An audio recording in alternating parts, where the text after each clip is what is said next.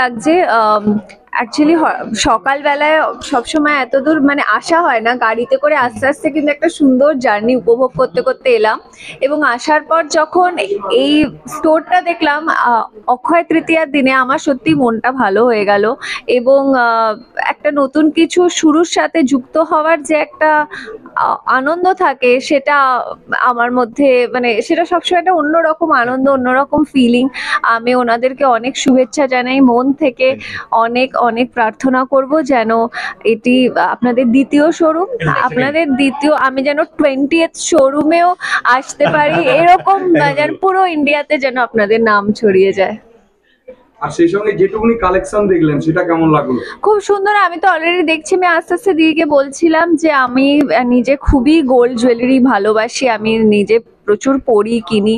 তো আমি অলরেডি এটা ওটা দেখতে দেখতে আসছি, এটা ওটা জিজ্ঞেস করছি। খুব সুন্দর কালেকশন, খুব সুন্দর, স্টোরটাও খুব সুন্দর। আর যেটা আমার সবচেয়ে ভালো লেগেছে ওনাদের ব্যবহার, মানে আমি যে গাড়ি থেকে নেমেছি ওনারা দাঁড়িয়েছিলেন, ওনাদের ব্যবহার একটা ওয়ার্মথ, এটা একটা ফিল, মানে একটা কানেকশন, সেটা ফিল করা যায়।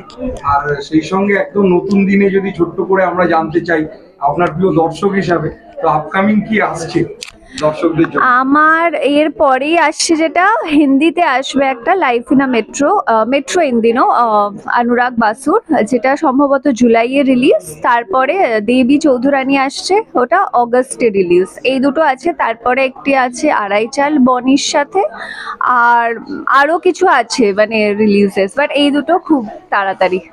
আমাদের তরফ থেকে অনেক অনেক শুভেচ্ছা Thank you. সমস্ত